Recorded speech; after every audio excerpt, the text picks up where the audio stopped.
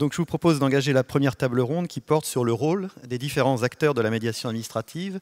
Donc à cette tribune, nous avons des administrateurs, avocats, médiateurs, présidents de tribunal administratif. Je voudrais pour commencer m'adresser aux administrateurs. Monsieur Marcus, vous êtes chef du service de la fiscalité à la DGFiP, et Monsieur Israël, vous êtes directeur des affaires juridiques de la CCI de Paris-Île-de-France. Alors, une première question pour tous les deux. On dit souvent que l'administration est réticente à la médiation. Quels ont été dans votre administration les éléments clés, les conditions structurantes du développement de la médiation? Monsieur Marcus. Alors, tout d'abord, merci beaucoup de cette invitation à intervenir. Et comme le disait le président Lasserre et monsieur Gazagne, nous sommes très sensibles justement à cette réunion parce que nous pensons qu'elle va encourager le développement de la médiation dans les administrations et devant les tribunaux. Et c'est vraiment quelque chose que nous recherchons. Pourquoi ? Je crois qu'au départ, il y a une véritable question d'intérêt général. Ça a été dit, nous avons un enjeu à limiter la conflictualité de la société et à assurer une relation de confiance entre les citoyens et les administrations. Et c'est un véritable enjeu finalement démocratique.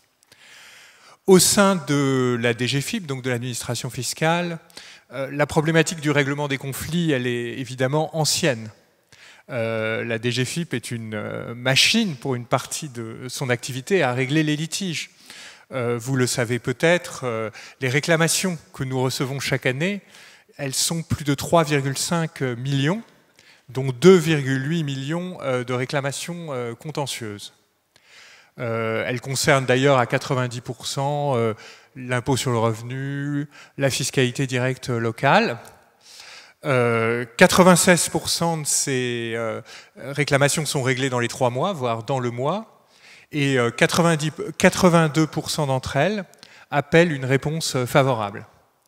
Donc nous avons nous-mêmes une culture du règlement des litiges.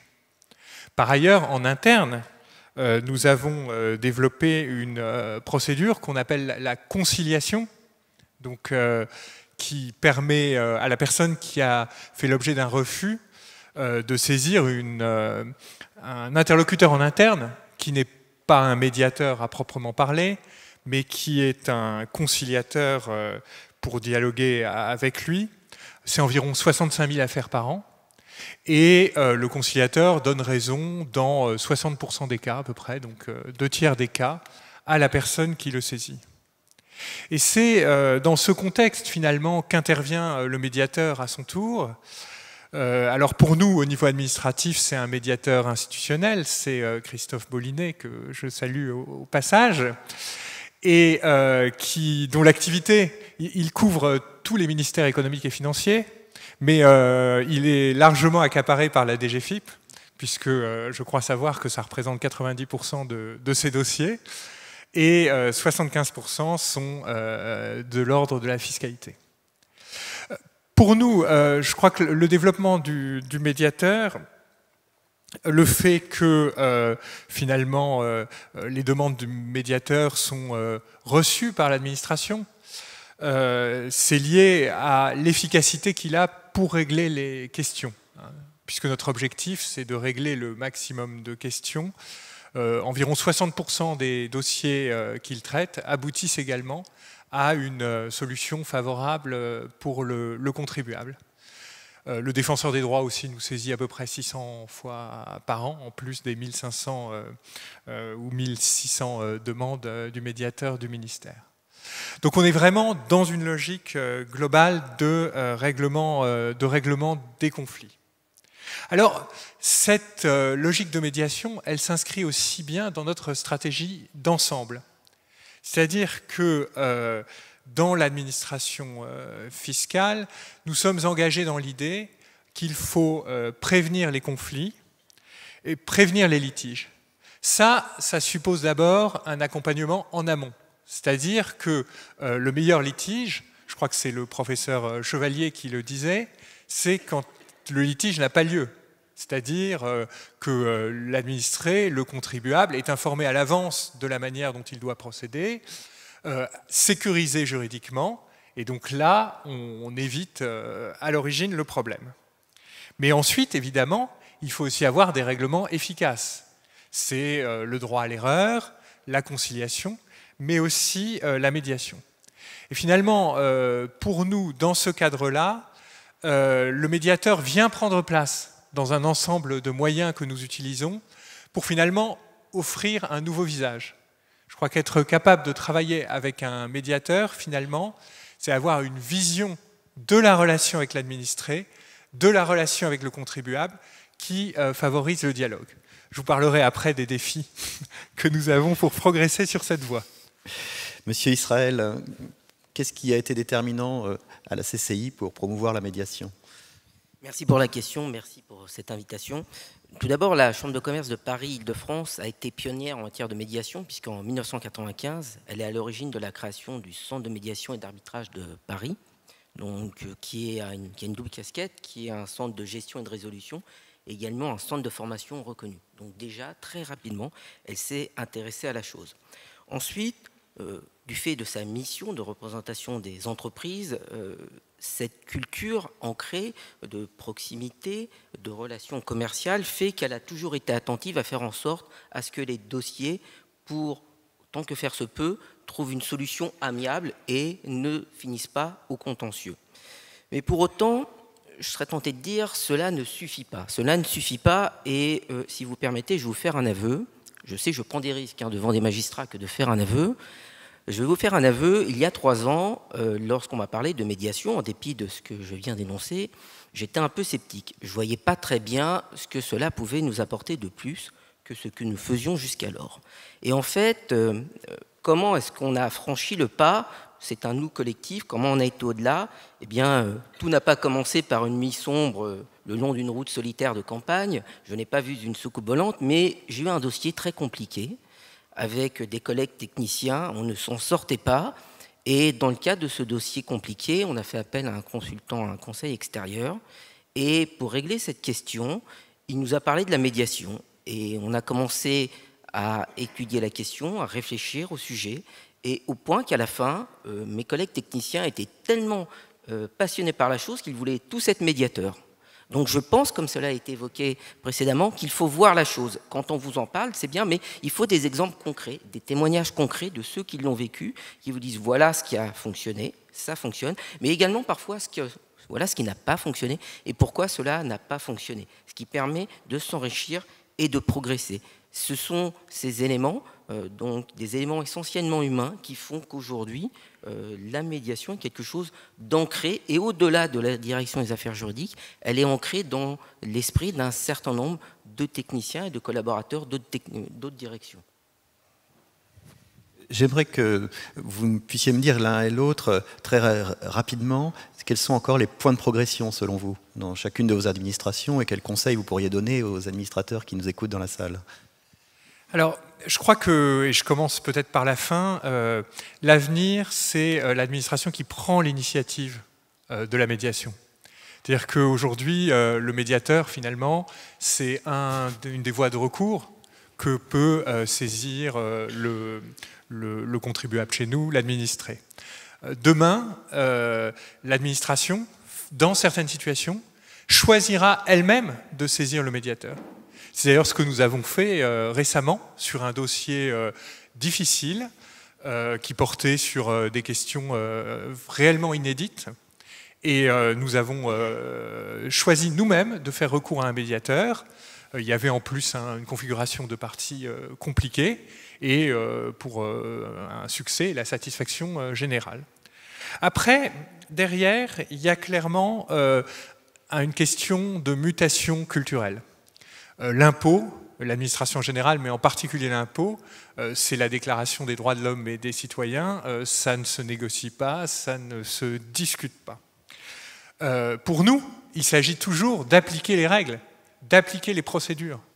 Simplement, il faut que nous rentrions dans cette culture de les appliquer d'une autre manière, c'est-à-dire dans une logique d'acceptation et finalement, je dirais, de civisme positif, c'est-à-dire ne se reposer pas seulement sur le contrôle, mais aussi sur la volonté des administrés, des contribuables que nous avons en face, de rechercher aussi un accord avec l'administration. Et finalement, là-dessus, je crois que la communication à l'égard de nos services en interne, elle est fondamentale. Alors, nous nous y employons en allant, en faisant d'abord des notes très bien rédigées à nos services. Bon, je crois que... Mais les exemples vivants sont d'un autre pouvoir. Donc, nous allons sur le terrain et parfois, d'ailleurs, nous accompagnons le médiateur des ministères dans les départements pour parler aux agents. Je crois aussi que la médiation RH joue un rôle. C'est-à-dire que quand vous avez en interne, pour régler les conflits sociaux, comme nous avons depuis 2016, des médiateurs, quand nous mettons en place ce que prévoit la loi fonction publique, c'est-à-dire une médiation précontentieuse obligatoire, on fait passer la culture de la médiation auprès des agents. Deuxième défi, deuxième challenge, évidemment on en a parlé ce matin et c'est tout l'objet de notre réunion, c'est la médiation juridictionnelle. Pour nous, la médiation juridictionnelle, elle a sa place en droit fiscal. Pas évidemment sur les questions de droit, sur lequel le regard du juge est indispensable. Parce que pour la sécurité juridique, il faut que le juge tranche publiquement et dise le droit s'applique comme ça et pas autrement. Mais il y a aussi d'autres problématiques. Des problématiques où l'enjeu est de faire comprendre à un contribuable pour qui les choses ne sont pas forcément aisées à appréhender. Quelle est la nature du droit fiscal? Et Dieu sait si le droit fiscal, c'est compliqué. Donc le médiateur peut participer à cet exercice pédagogique. Mais il peut aussi parler à l'administration des problématiques de fait. Et ainsi, on peut également parvenir à une vision commune des faits, parallèlement à l'expertise et dans un registre différent. C'est un peu pour moi les deux points d'action. Meilleure compréhension mutuelle des parties, meilleure convergence sur les faits. Et donc c'est vraiment là où aujourd'hui on a quelque chose à faire au sein de la DGFiP et puis en liaison avec évidemment toutes les parties prenantes du contentieux administratif. Merci. Monsieur Israël, est-ce que vous arriveriez à répondre à cette question en 1 minute? Oui, je vais m'efforcer de faire en 1 minute. Donc très rapidement, en fait, et pour compléter le propos de mon collègue, on l'a évoqué tout à l'heure, il faut tout d'abord témoigner, rassurer. Et pour préparer cette réunion d'aujourd'hui, en discutant avec un certain nombre de directeurs juridiques, généralement les gens ne voient pas la différence qu'il y a entre une transaction et une médiation. Donc bien expliquer, former, informer, pour bien distinguer les apports de la chose. Ensuite, la médiation doit être la chose des parties. Elle ne doit pas être un exercice limité aux juristes, aux avocats. Il faut embarquer le maximum de personnes, de la direction générale jusqu'au service support, au service technique. Plus il y a de monde embarqué, mieux c'est d'autant mieux lorsque l'idée de « on va aller à une médiation » vient des opérationnels. Et enfin, en tant qu'administrateur, je pense que, à tout le moins, c'est ainsi que nous fonctionnons. Pour nous, la médiation, c'est une option stratégique. C'est quelque chose que nous avons dans notre jeu, peut-être que nous ne l'utiliserons pas, mais c'est une option dans le cadre d'une stratégie plus globale. Merci. Je me tourne maintenant vers Sébastien Braque, avocat. Maître, les personnes qui ne connaissent pas bien votre profession ou qui ont des idées reçues, sans doute fausses sur elle, j'en fais partie, j'espère ne plus avoir d'idées reçues fausses sur votre profession. En tout cas, les gens qui ne sont pas avocats se demandent quel peut bien être l'intérêt de l'avocat à la médiation finalement, puisque dans l'imaginaire collectif, on se dit l'avocat il a plutôt intérêt financièrement à de longs procès qui durent et où il facture à chaque fois qu'il produit un mémoire. Quel est votre sentiment sur ce préjugé? Bonjour, merci pour l'invitation, merci pour cette question. Alors oui, c'est un préjugé parce que aujourd'hui les cabinets d'avocats ne fonctionnent plus comme ça. Peut-être ça a été le cas à une certaine époque, mais aujourd'hui le droit est un marché. Les avocats sont considérés par la plupart de leurs clients comme de simples, j'irais même presque jusqu'à dire des vulgaires prestataires de services, ce qu'on se défend d'être, hein, mais en tout cas, on est perçu comme ça par les utilisateurs aujourd'hui, que sont les justiciables, qui sont des utilisateurs du droit. Et l'époque, je dirais, dorée des cabinets d'avocats qui facturaient très fortement leurs prestations dans des contentieux très longs est révolue.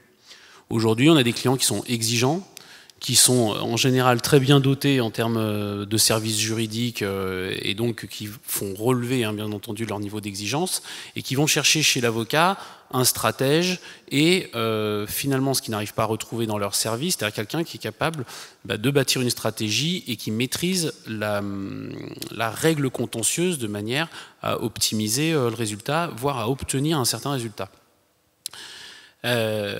Cette exigence les conduit également à négocier tout un tas de choses. Les honoraires, il suffit de voir dans les marchés publics les honoraires d'avocats. Au cours des 20 dernières années, ils se sont effondrés. Les taux horaires se sont effondrés dans les réponses aux appels d'offres. Et c'est un mouvement qu'on retrouve partout, y compris chez les clients privés. Et puis aussi, les clients ont compris qu'ils pouvaient négocier des forfaits. Donc, si le dossier dure, l'avocat ne touchera pas plus d'honoraires puisque lui, la procédure sera évaluée au forfait. Alors, quand on a dit tout ça, quel est l'intérêt de la médiation et comment peut s'inscrire finalement la médiation là-dedans?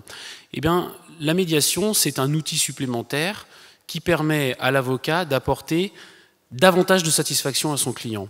Aujourd'hui, on voit bien que le modèle économique des cabinets a changé et que du coup, ce qu'il faut, c'est fidéliser son client. Le client ne vient plus vous voir soit parce que vous êtes le moins cher ou quoi que ce soit, mais parce qu'il vient chercher quelque chose de différent et à mon avis, il vient chercher de la satisfaction. Et cette satisfaction, elle passe par la capacité à lui proposer des solutions innovantes et surtout efficientes.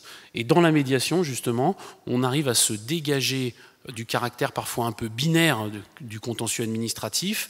Si je prends l'exemple de l'excès de pouvoir, c'est annulation, rejet ou annulation partielle, en schématisant. Donc avec la médiation, on arrive justement à des solutions différentes. Et c'est quelque chose qui se facture parce que, pour en revenir à la facturation et au modèle économique, depuis longtemps, les avocats peuvent prévoir des honoraires de résultats quand ils arrivent à obtenir pour le compte de leur client un résultat donné. Et la médiation permet d'obtenir ces résultats. Et parfois beaucoup mieux qu'au contentieux, de manière beaucoup plus satisfaisante. Du coup, on arrive à des solutions qui sont apaisées, plus satisfaisantes pour le client et que le cabinet peut facturer de manière tout à fait satisfaisante puisqu'il a obtenu la satisfaction de son client. Bien, donc vous nous confirmez qu'il existe un modèle économique rationnel de la médiation pour les avocats et ça nous rassure. Une deuxième question, alors qu'est-ce que vous concrètement au quotidien en tant qu'avocat vous pouvez faire pour promouvoir la médiation? Alors les avocats sont au premier contact des justiciables. Donc je pense que c'est aussi notre rôle de professionnel. On a des obligations déontologiques, de diligence, de compétences et des obligations de conseil. Et c'est à l'avocat de déceler, dès lors que le client a pris contact avec lui, de déceler si le litige peut se prêter ou pas à la médiation et si la médiation permettrait d'obtenir un résultat tout à fait satisfaisant. Pourquoi j'estime que c'est une obligation déontologique qui est liée aux obligations de compétence et de conseil? Parce qu'on sait que la médiation va plus vite que le contentieux globalement. C'est quand même un des grands avantages de cette procédure, et moi c'est comme ça que je la vends entre guillemets à mes clients, c'est qu'on a de la célérité, on a de la confidentialité. Et ça, pour tout un tas de clients, c'est extrêmement important. Je vais vous prendre un petit exemple que j'ai vécu. Les avocats, nous sommes assujettis à la confidentialité des échanges entre nous. C'est-à-dire que ce qu'un avocat écrit ou dit à un autre avocat est couvert par la confidentialité des échanges entre professionnels avocats. Nos clients ne sont pas assujettis à cette confidentialité. Si bien que quand on organise une réunion de discussion entre avocats avec les clients respectifs de chacun pour essayer de dénouer de manière transactionnelle un litige, ce n'est pas couvert par la confidentialité des échanges entre avocats. Et moi, j'en ai fait l'amère expérience, c'est qu'une réunion qui avait été organisée avec la partie adverse avait un peu tourné en eau de boudin. Et quand mon client, agent de la fonction publique, avait été finalement convoqué devant un conseil de discipline, eh bien, le confrère adverse avait fait témoigner son client qui avait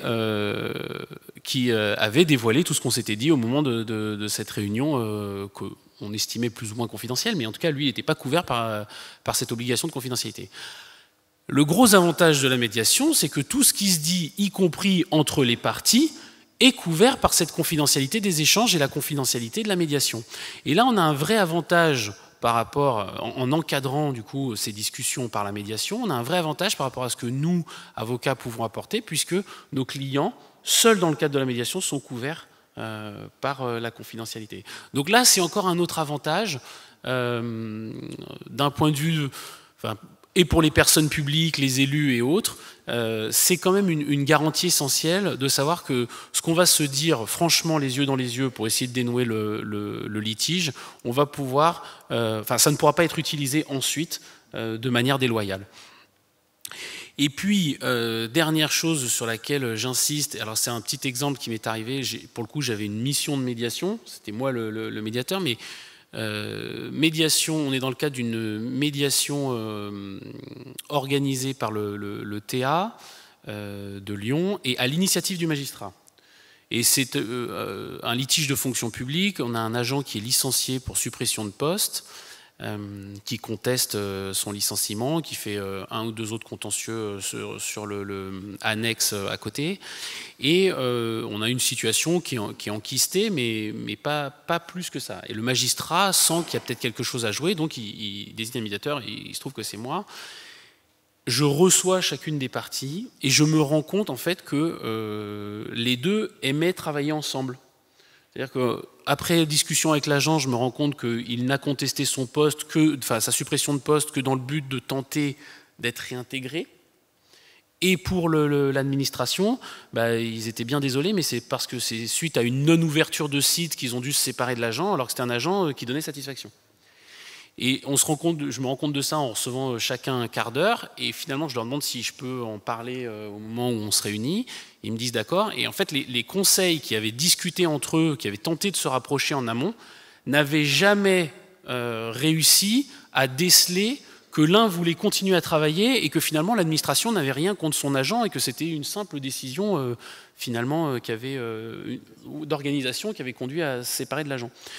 Et donc la médiation était immédiatement, je dirais, un succès, puisqu'ils ont commencé à travailler à la façon dont ils allaient pouvoir réintégrer l'agent.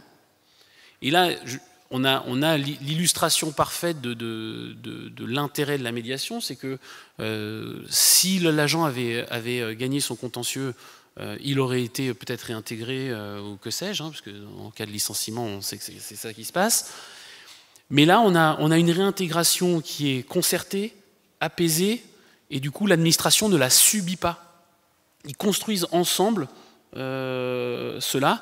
Et là, c'est un exemple que du coup, j'utilise parfois quand je reçois maintenant des agents de la fonction publique, etc., pour leur demander est-ce que ça s'est mal passé ? Est-ce que vous seriez prêt à y retourner de manière apaisée voilà.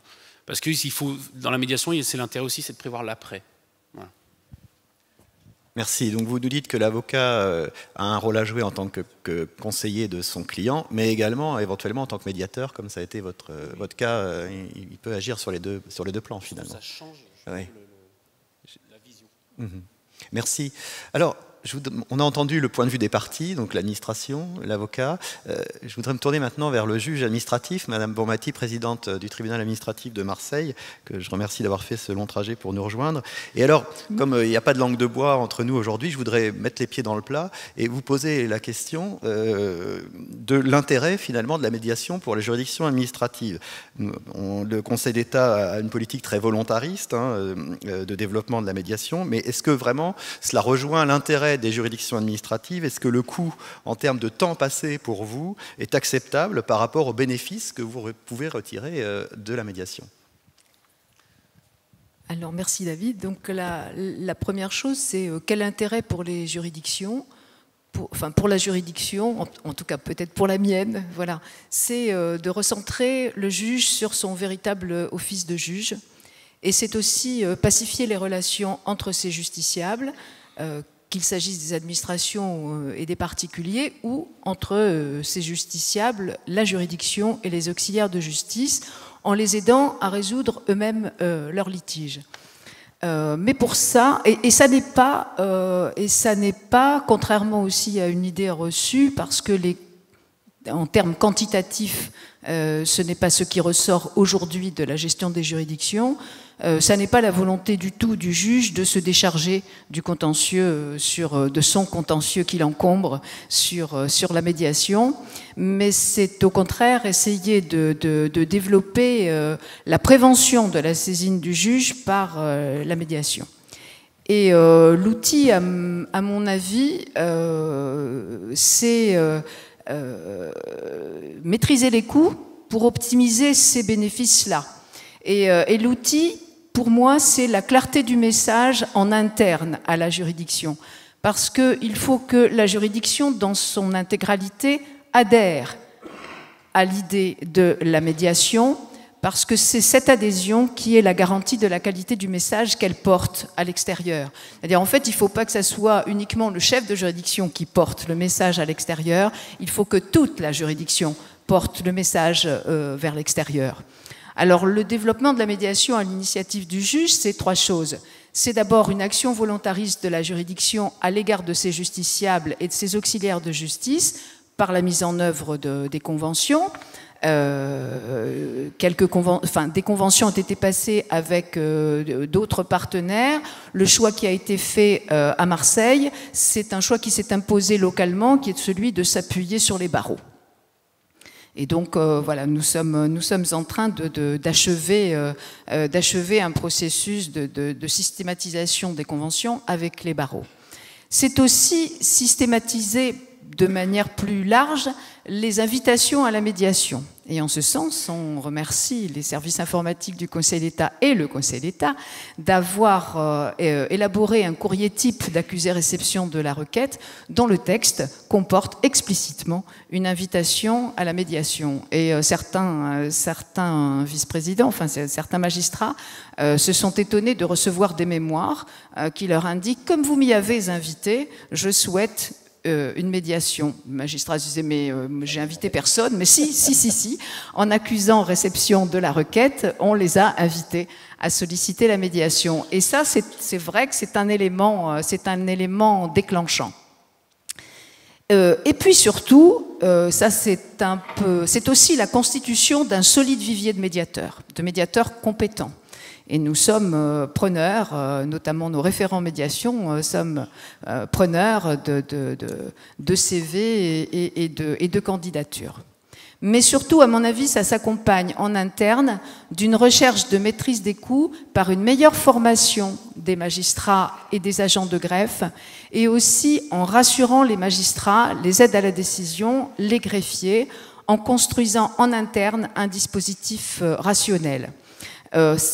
Mettre en œuvre la médiation pour que le message passe à l'extérieur, c'est réfléchir en amont, c'est éviter les déperditions d'énergie. Et donc ça passe par une identification des référents médiation. À Marseille, c'est un vice-président avec un assistant du contentieux, comme étant pas seulement les interlocuteurs privilégiés des partenaires extérieurs de la juridiction, mais comme étant les partenaires privilégiés et les interlocuteurs privilégiés des magistrats et des greffiers en interne aussi à la juridiction, pour qu'ils les renseignent avec précision, de manière que les processus de médiation ne s'égarent pas et ne se surajoutent pas. C'est aussi un travail d'appui au repérage des dossiers, pour faciliter l'identification des dossiers et là encore éviter de s'éparpiller. On a élaboré là-dessus, enfin les référents médiation ont élaboré une note de service pour identifier le type de dossier qui doit donner lieu à médiation. Et puis c'est surtout une identification des moments où l'invitation à la médiation peut intervenir. À Marseille, on a choisi l'arrivée de la requête, l'entrée. On a choisi un deuxième moment qui est l'arrivée du premier mémoire en défense parce qu'il n'y a pas d'instruction active jusqu'à l'arrivée, enfin, sauf mise en demeure, jusqu'à l'arrivée du premier mémoire en défense, et que ce premier mémoire en défense est automatiquement communiqué.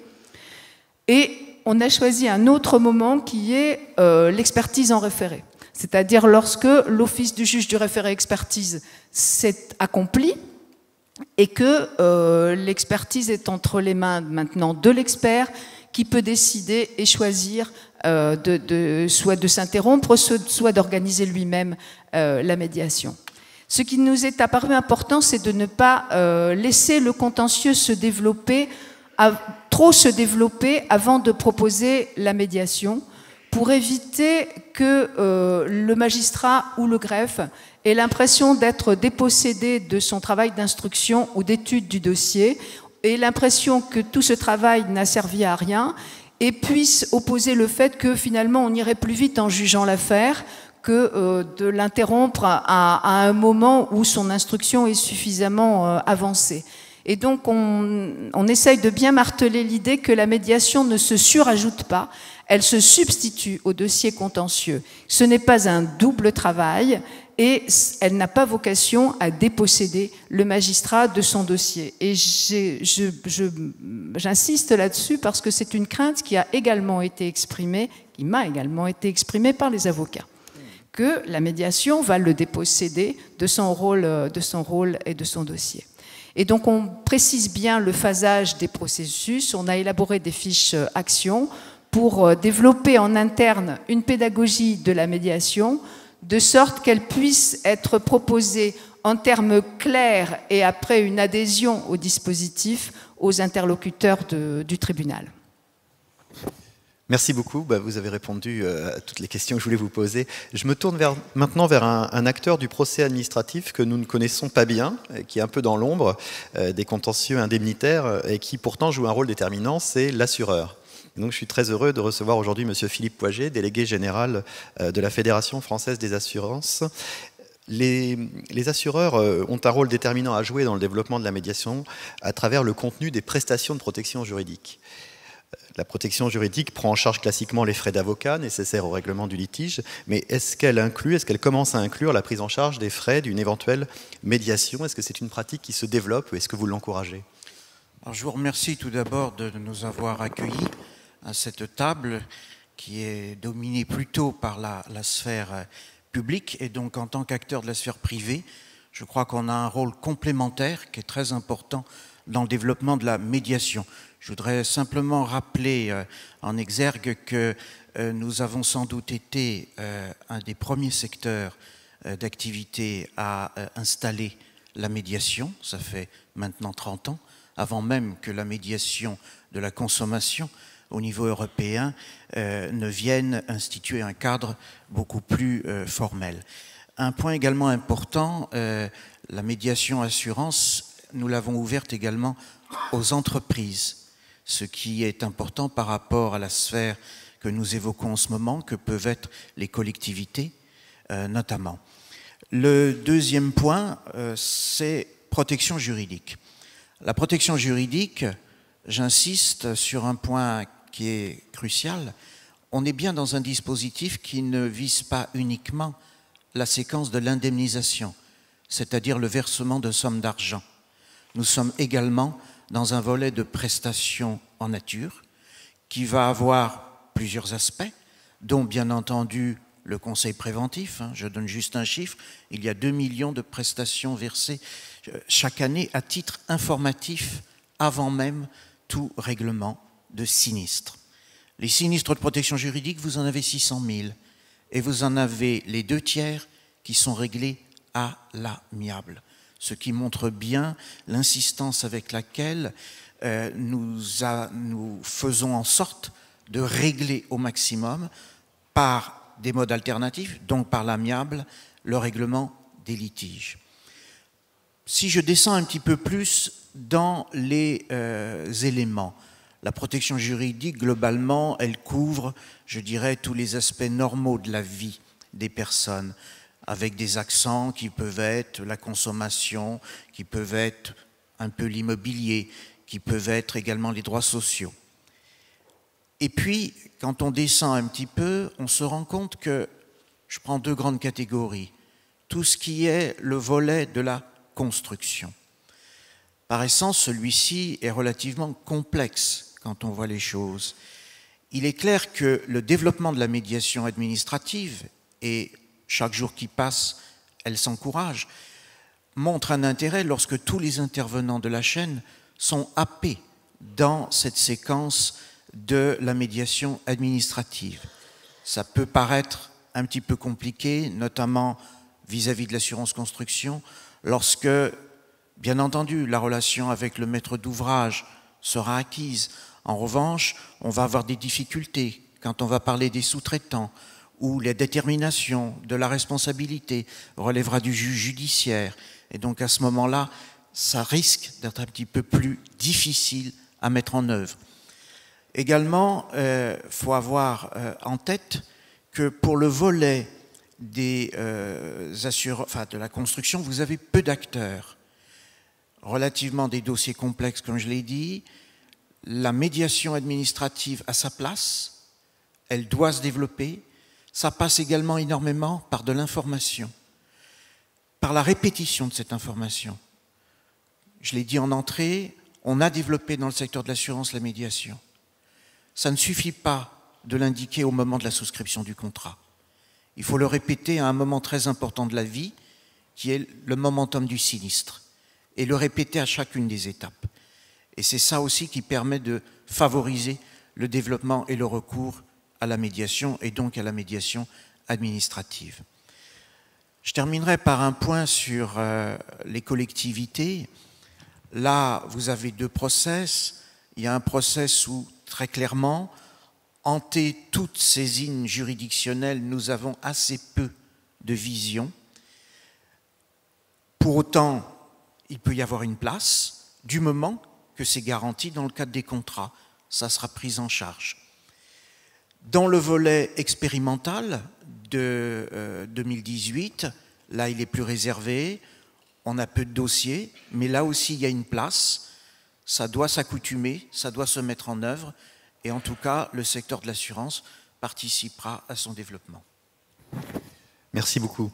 Pour finir cette table ronde, je me tourne vers les acteurs de la médiation qui ont sans doute le plus intérêt à son développement, c'est-à-dire les médiateurs. Monsieur Jouglet, conseiller d'État honoraire et aujourd'hui médiateur. Monsieur Lopez, avocat et médiateur. Malheureusement, comme souvent, c'est le sort des derniers, votre temps de parole va se retrouver un petit peu amputé.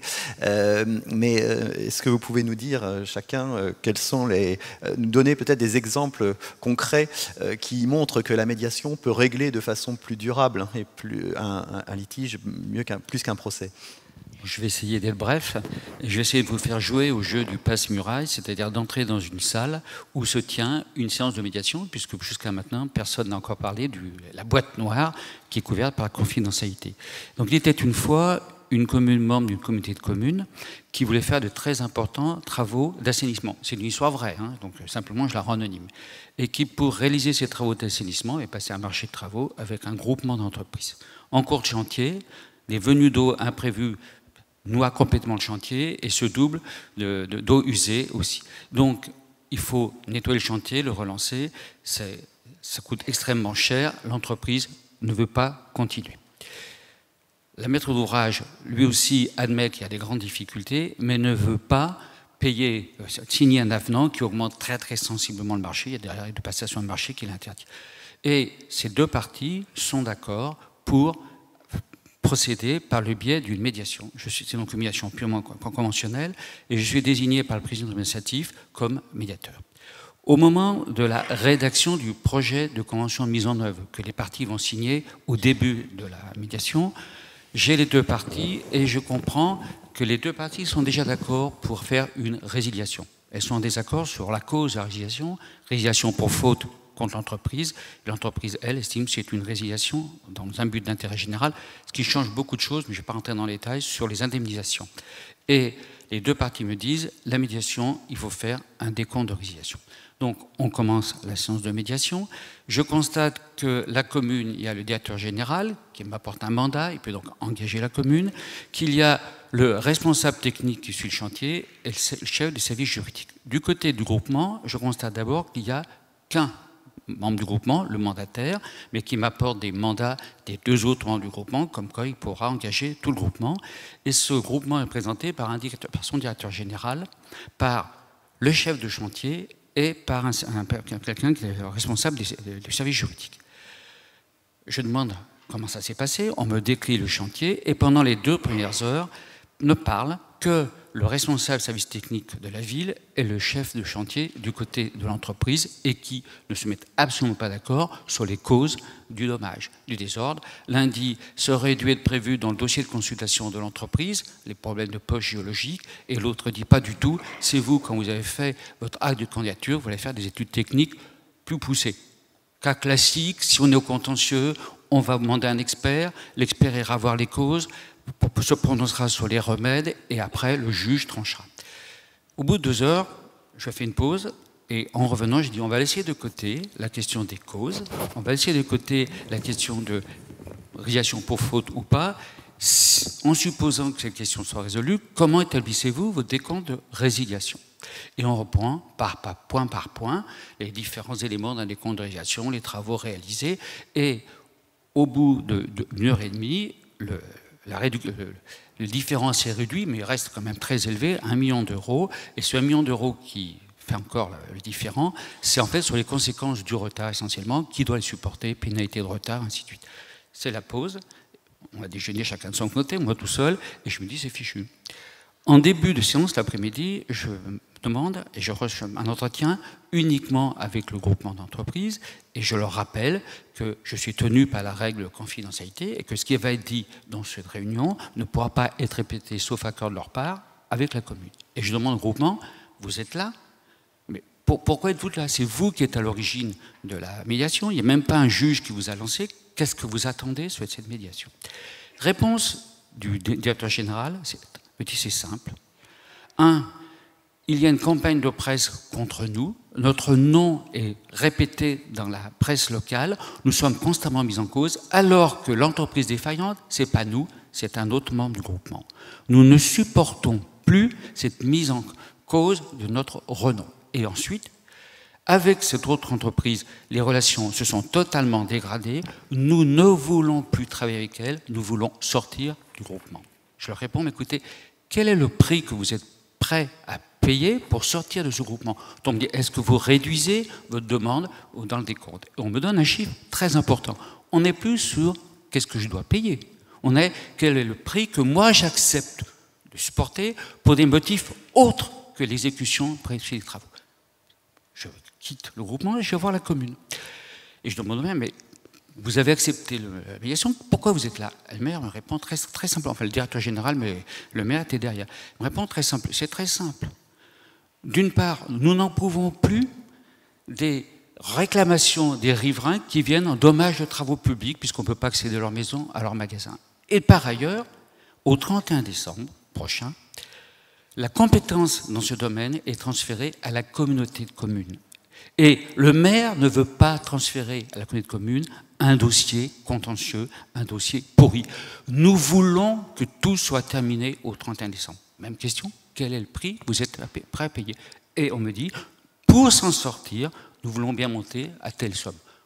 On se retrouve tous ensemble, ils reprennent la parole, reste une petite différence, et à ce moment-là, le patron de l'entreprise s'adresse directement au directeur général en disant « Voilà ce que je vous propose, acté ». Ils sont donc arrivés à un montant du décompte de résiliation. C'était une somme globale. Après intervient les conseils. Et c'est là où les conseils sont essentiels pour la bonne réussite de la médiation.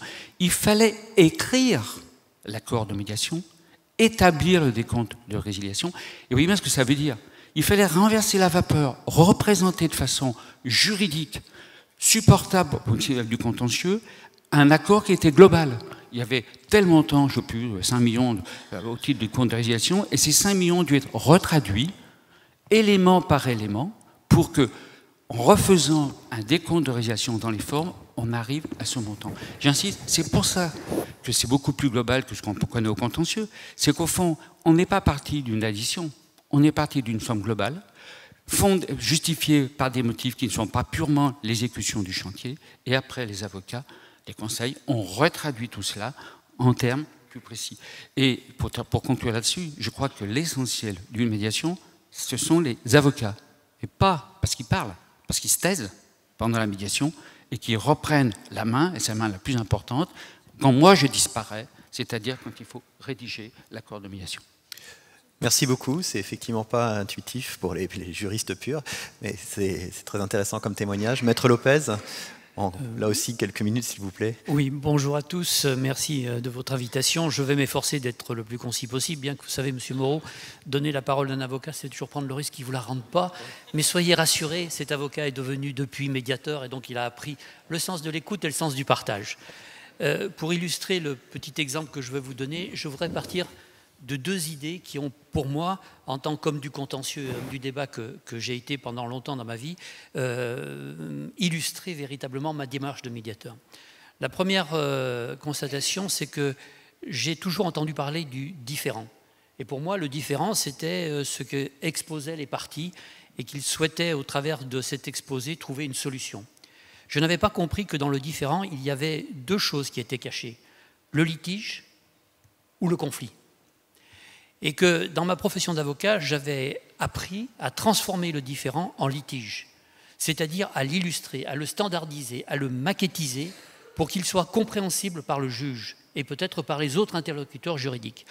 Et cette maquettisation faisait en sorte que le client qui était derrière moi ne comprenait pas toujours ce que je faisais. Je vais être dans la caricature, mais combien de fois suis-je sorti d'un tribunal où le client, m'attrapant par la manche, me disait « Mais mon cher maître, vous avez oublié de dire ça et ça et ça et ça ». Et moi, de le rassurer en lui disant « Mais n'ayez crainte, tout ceci n'a pas d'importance ». Ce qui était important, c'était de dire ce que l'on a pu dire au travers de la formulation juridique. La médiation a une autre vocation, c'est de transformer le litige en conflit. Et pour transformer le litige en conflit, il faut donner aux parties l'appropriation du différent. Et quand on donne aux parties l'appropriation du différent, on s'aperçoit que la source du différent est ailleurs que celle qu'on a imaginée. Mon illustration est celle-ci. Classique, contentieux d'urbanisme. Un propriétaire installé, heureux de son installation, se plaint subitement d'un voisin qui envisage de construire sa maison. Alors, c'est le trouble habituel du voisin qui arrive. Faut-il que je vende ? Ou faut-il que je gère ce voisin qui s'installe? Évidemment, quand je consulte les plans, je constate que cette maison, elle n'est pas installée comme j'aurais voulu qu'elle le soit. Alors je cherche des prétextes. Je m'adresse à un avocat qui constate que la hauteur de la construction n'est peut-être pas celle qui résulte des documents d'urbanisme. Alors on engage une procédure. Et dans ce type de procédure, vous savez tous que c'est une procédure sans fin. Est-ce que la maison a 8 mètres ou 9 mètres à partir du terrain? De quel terrain parle-t-on? Le terrain initial, remblayé, pas remblayé, qui a-t-on rajouté? C'est sans fin. C'est sans fin. On en parlera beaucoup cet après-midi à la table ronde d'urbanisme, effectivement. Voilà. Médiation, on se trouve sur le terrain. Et là, on fait quelque chose qu'on ne peut pas faire devant un tribunal. L'un prend la place de l'autre. Celui qui va construire se met à la place de celui qui a construit. Et celui qui a construit lui explique « Votre maison me gêne, non pas parce qu'elle fait 1 mètre ou plus de la réglementation, mais parce que la fenêtre que vous envisagez de mettre à cet endroit me gêne, parce qu'elle va donner directement sur une pièce, qui est pour moi une pièce un peu confidentielle, qui est la salle de bain. » Et à partir de là, une discussion toute simple s'installe, en dehors du juge, en dehors des avocats, en dehors de tout technicien. Mais il fallait me le dire plus tôt. Pour moi, ce n'est pas une difficulté. Avec mon épouse, d'ailleurs, nous avions réfléchi sur l'organisation de notre maison. Et bien, on peut l'organiser d'une façon différente et régler ce litige. Et on trouve une solution.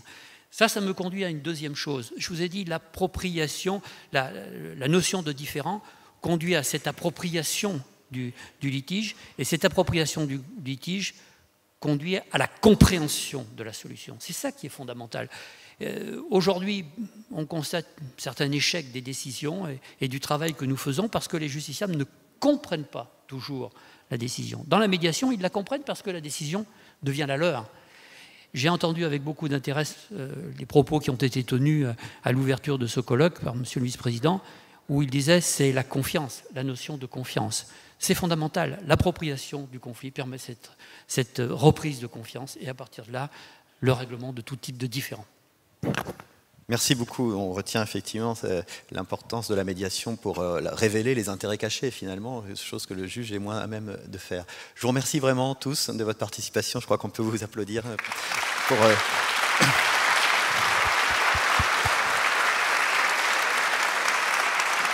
pour l'effort de concentration de votre parole que vous avez fait. On est parti avec un quart d'heure de retard sur cette première table ronde. On a réussi à gagner la moitié du temps, donc on n'a plus que 7 minutes de retard. Je laisse Philippe Gazagne venir animer la table ronde sur la fonction publique et nous aurons ensuite une table ronde sur la police.